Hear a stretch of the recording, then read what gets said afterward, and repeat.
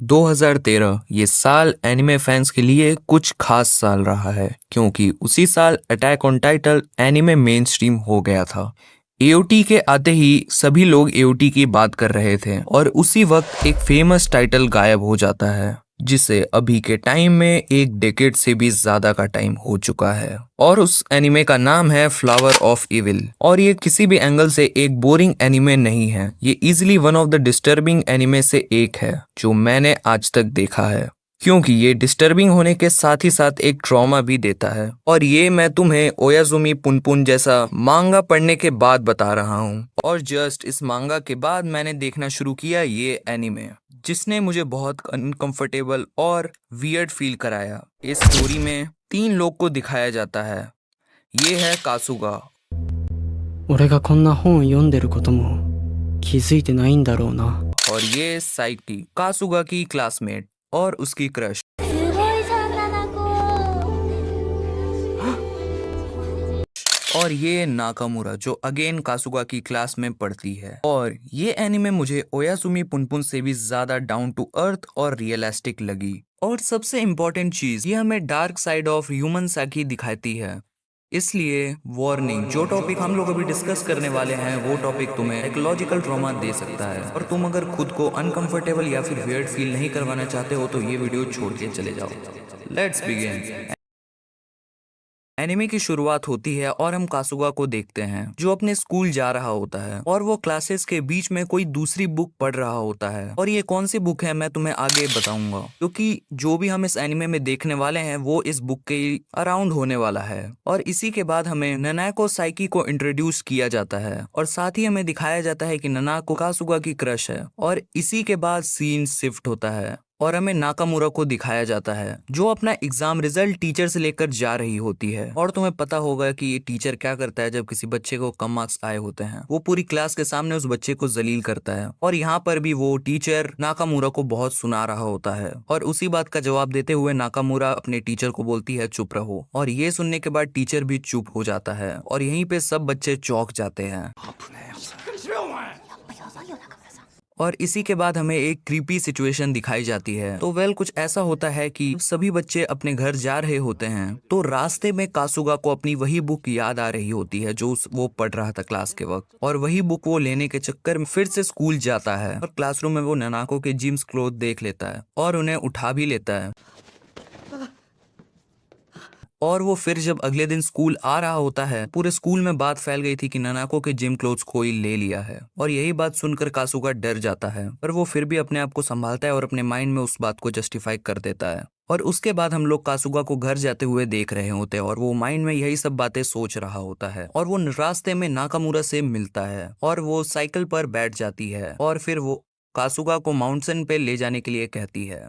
और फिर कासुगा मना कर देता है माउंटेन्स पर जाने के लिए। फिर उस नाकामुरा उससे कहती है कि उसने देखा है कासुगा ने ही ननाको के जिम क्लोथ्स लिए थे। और ये बात सुनकर कासुगा डर के भाग जाता है अपनी साइकिल छोड़कर। और फिर जब वो अगले दिन कासुगा स्कूल आता है तो नाकामुरा उसे स्कूल के बाद मिलने से बुलाती है, जहाँ पर वो कासुगा के सामने एक कॉन्ट्रैक्ट रखती है कि वो ये बात किसी को नहीं बताएगी, बस कासुगा को कॉन्ट्रैक्ट के लिए हाँ कहना है। और इस सब के बीच ही ननाको आ जाती है और ये कोई कॉन्सिडेंस नहीं था, नाकामुरा ने ही उसे बुलाया था। और नाकामुरा कासुगा को धक्का दे देती है ननाको के पास, जो कुछ ज्यादा ही जोर से लग जाता है। और फिर उसके बाद और ये सब होने के बाद ननाको वहां से चली जाती है। और उसके अगले दिन फिर से नाकामुरा ने कासुगा को फिर से बुलाया और उसी वक्त नाकामुरा ने कासुगा से वो बुक के बारे में पूछा जो वो दिन भर पढ़ते रहता है। और उस बुक का नाम कासुगा बताता है फ्लावर्स ऑफ इविल, जो कि एक पोयम एंथोलॉजी है। और इसके आगे हमें बुक के बारे में ज्यादा डिटेल्स नहीं दी जाती है। और फिर ये सब सुनने के बाद नाकामुरा काफी गुस्सा हो जाती है और फिर वो कुछ ये करती है।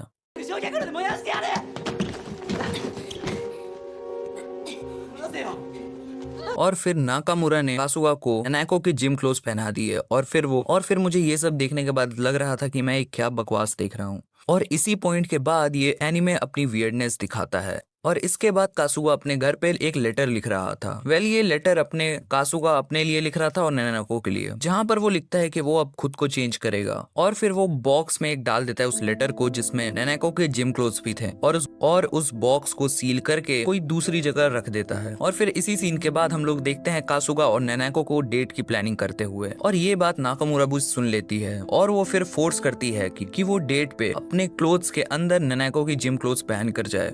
फिर हम नैनाको और कासुगा को एक बुक स्टोर पे देखते हैं जहाँ पर कासुगा नैनाको को फ्लावर ऑफ इविल की बुक गिफ्ट करता है। और फिर इसी के बाद नाकामुरा फिर से कासुगा को कुछ करने के लिए बोलता है।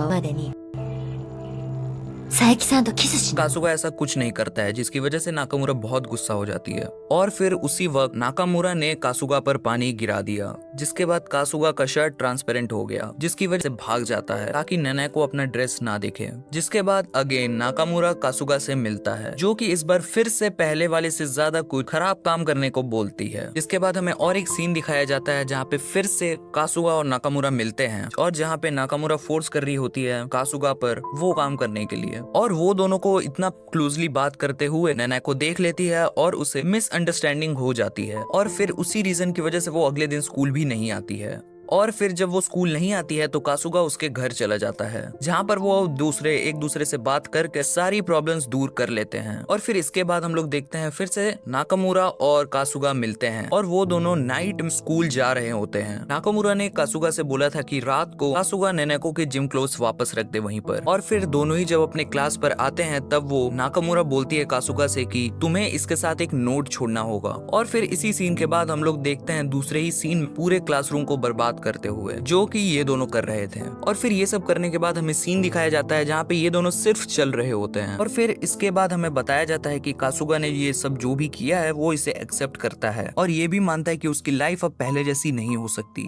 और फिर सीन चेंज होता है और हम लोग कासुगा और नैनाको को स्कूल जा रहे देखते हैं। और स्कूल में घुसते ही नैनाको ये सब देखकर काफी चौंक गई होती है। और यहाँ पर एक चीज नोटिस करने वाली बात थी कि जो फ्लावर ऑफ इविल वाली बुक में जो पिक्चर बनी हुई थी वो ही इस क्लासरूम में भी बनी हुई थी। जिसके बाद से अगेन हम लोग फिर से कासुगा और नाकामुरा को स्कूल के पीछे मिलते हुए देखते हैं, जहां नाकामुरा हंस रही होती है इस इंसिडेंट पे, जहां पर नैनाको आ जाती है और नैनाको कहती है कि ये सब कासुगा ने ही किया है, क्योंकि उसने क्लासरूम में बना फ्लावर देख लिया होता है, जो कि बिल्कुल ही flower of the evil book की तरह ही था। और ये बात बोलते ही नैनाको वहाँ से चली जाती है। और इतना सब होने के बाद कासुगा स्कूल आना बंद कर देता है। और इतना सब होने के बाद नैनाको नाकामुरा के पास जाती है पूछने के लिए कि आखिर कासुगा स्कूल क्यों नहीं आ रहा है। और इसके बाद नाकामुरा बताती है कि कासुगा उसके साथ क्या करना चाहता है। I mean, वही चीज लड़का लड़की करते हैं। और ये चीज सुनकर नैनाको अनकंफर्टेबल हो जाती है। और इसके बाद हम लोग नैनाको को कासुगा के घर के नीचे देखते हैं, जो कि कासुगा को फिर से स्कूल आने के लिए कहती है। जिसके बाद फिर से सीन चेंज होता है। कासुगा अपनी माँ से लड़कर फिर से नाकामुरा के पास चला जाता है, जहाँ पर वो दोनों माउंटेन्स पर जाने का डिसाइड करते हैं। और इसी बीच बारिश स्टार्ट हो जाती है, जिसकी वजह से दोनों को रुकना पड़ता है वहाँ माउंटेन्स पे, जबकि कासुगा की माँ और नैनाको उसे ढूंढ रही होती है। और फिर नैनाको उस दोनों के पास पहुंच जाती है और नैनाको बोलती है जो कुछ भी उसने किया वो गलत नहीं है। I mean, नैनाको यहाँ पर बोलना चाहती है कि कासुगा ने जो उसके जिम क्लोथ चुराए थे और पूरी क्लास के सामने वो मैसेज छोड़ा था, और साथ ही नाकामुरा ने जो उसे बात बताई थी, इन सब चीजों को वो बिल्कुल भी गलत नहीं समझती है। उसका पीओवी चेंज हो चुका है उसकी दी हुई बुक की वजह से। वो सब कुछ समझ सकती है कासुगा के अंदर क्या चल रहा है। और ये सब सुन के ही नाकामुरा कासुगा के सारे कपड़े